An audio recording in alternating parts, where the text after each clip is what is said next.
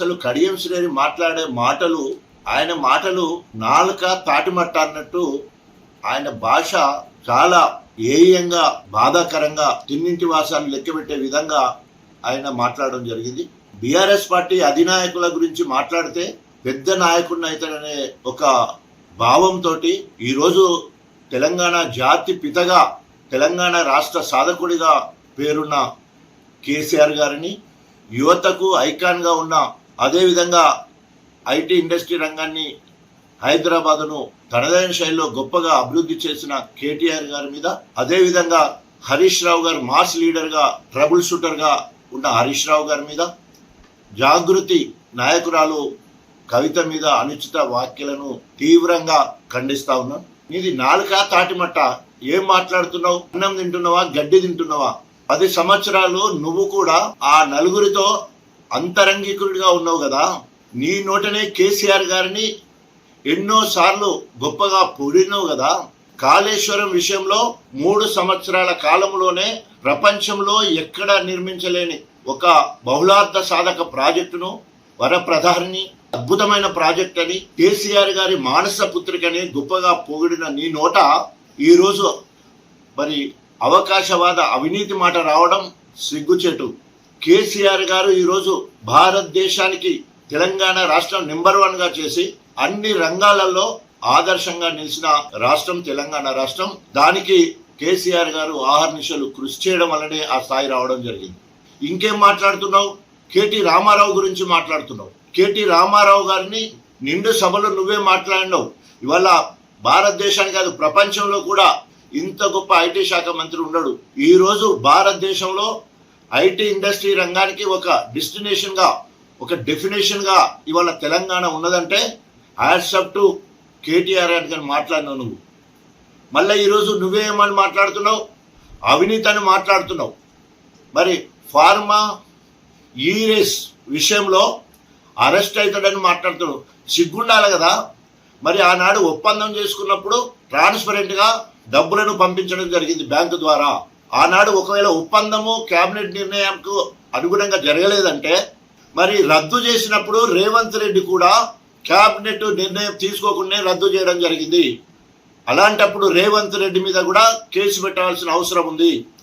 ఇప్పటికే రేవంత్ రెడ్డి గారిని పైన సుప్రీంకోర్టు ఓటుకు నోటు విషయంలో మొట్టికాయలేయడం జరిగింది. హైకోర్టు అనేక సార్లు ఆయన నిర్ణయాలకు హైకోర్టు కూడా మొట్టికాయలేయడం జరిగింది. సో ఈ రకంగా కక్ష సాధింపు చర్యలు, కుట్రలు, కుతంత్రాలు చేస్తున్న రేవంత్ రెడ్డికి ఆయన సానుభూతి పొందడానికి కనుక మరి ఇష్టం వచ్చినట్టు మాట్లాడుతున్నాం. ఇంకేమైనా మాట్లాడితే ఇంకితం ఉండాలి కదా. 4 స్తంభాలు కేసీఆర్, కేటీఆర్, హరీష్ రావు, కల్వకుంట్ల కవిత, ఈ నలుగురు 4 స్తంభాలై ఈరోజు పార్టీని అన్ని రంగాల్లో ముందుకు తీసుకుపోవడానికి, 60 లక్షల మంది సభ్యత్వము చేయడానికి, తర్వాత ప్రభుత్వంగా ఏర్పడ్డ 10 సంవత్సరాలు ప్రజారంజక పాలన అందించడానికి అనేక రకాలుగా కృషి చేసి ఒకరిని మించిన ఒకరు మరి బాధ్యతలు తీసుకొని మరి ముందుకు పోతున్న ఈ తరుణంలో ఆ నలుగురు గురించి మాట్లాడడం సిగ్గుచేటు. అదేవిధంగా కవితకు నువ్వే స్వయంగా మన గణపురంలో అక్రమంగా కవితను అరెస్ట్ చేశారు, వెంటనే విడుదల చేయాలని చెప్పి మరి ఆనాడు రోడ్డు మీద కూర్చొని ధర్నా చేసినావు కదా. మళ్ళా మర్చిపోయి ఈరోజు మరి లిక్కర్ దందాలో మరి జైలుకి పోయి వచ్చిందని చెప్పేసి మాట్లాడడం సిగ్గుచేటు. ఇప్పటికైనా ఒళ్ళు దగ్గర పెట్టుకొని మాట్లాడని హెచ్చరిస్తా ఉన్నాం. ఇప్పటికే అనేక సార్లు అనేక రకాలుగా నిన్ను హెచ్చరించడమే కాకుండా ఈరోజు సచ్చిన పాము లెక్కున్నావు. ఈరోజు గుంటకాడి నక్క లెక్క కేసీఆర్ పక్కనే ఉండి నమ్మించి నమ్మక ద్రోహానికి పరాకాష్ట ఈరోజు నీ ప్రవర్తన.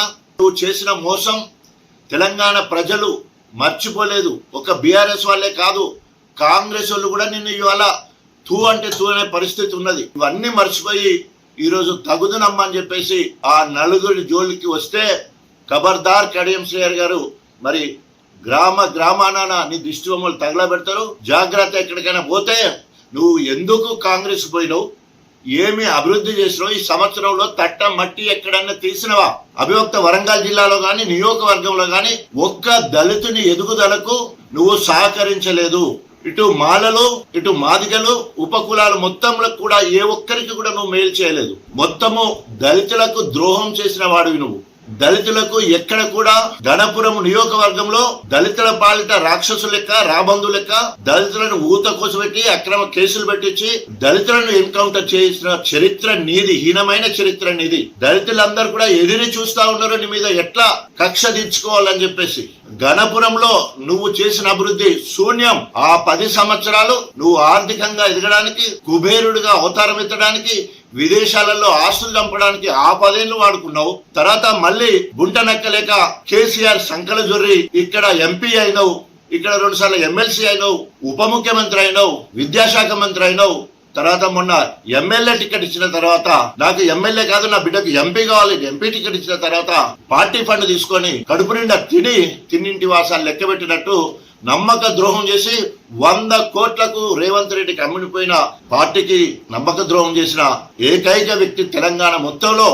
నమ్మక ద్రోహి అంటే నమ్మక ద్రోహానికి పరాకాష్ట కడించిన విధంగా ఇప్పటికైనా సిగ్గు శరమేమని ఉండేది ఉంటే, నువ్వు బీఆర్ఎస్ పార్టీ నుండి ఎమ్మెల్యేగా గెలిచినావు, కేసీఆర్ దగ్గరికి పార్టీ ఫండ్ తెచ్చుకున్నావు, అదే విధంగా కేటీ రామారావు దగ్గరికి పోయి తెచ్చుకున్నావు, అట్లాగే హరీష్ రావు దగ్గర తీసుకొచ్చుకున్నావు. నేను ఓడిపోతా అని చెప్పేసి కవితక్క దగ్గరికి పోయి కూడా పార్టీ ఫండ్ తెచ్చుకున్నావు. ఈ నలుగురిని ఒక్కరికి తెలియకుండా ఒక్కరి ద్వారా పార్టీ ఫండ్ తెచ్చుకొని మళ్ళీ వాళ్ళని ఇలా నువ్వు మాట్లాడుతున్నావు అంటే ఇంతకంటే నీచమైన, ఇంతకంటే నేను ఎట్లా తిట్టాలో కూడా తెలియట్లేదు. తిన్నింటి వాసాలు లెక్క పెట్టడానికి ఇది పరాకాష్ట. కడియం శ్రీహరి గారు ఇప్పటికైనా నువ్వు ఒకవేళ నైతిక విలువలు, రాజ్యాంగము, ప్రజాస్వామ్య గౌరవం ఉండేది ఉంటే బీఆర్ఎస్ పార్టీ ఇప్పటికీ రాజీనామా చేయలే. బీఆర్ఎస్ పార్టీ సభ్యత్వానికి రాజీనామా చేయి, ఎమ్మెల్యే పదవికి రాజీనామా చేయి. నిజంగానే నువ్వు రేవంత్ రెడ్డి మెప్పు పొందాలంటే, మార్పు కోసం పోయిందంటే నువ్వు ఏం మార్పు చేస్తావో ప్రజలకు చెప్పి మళ్ళీ ఎలక్షన్లకు రా.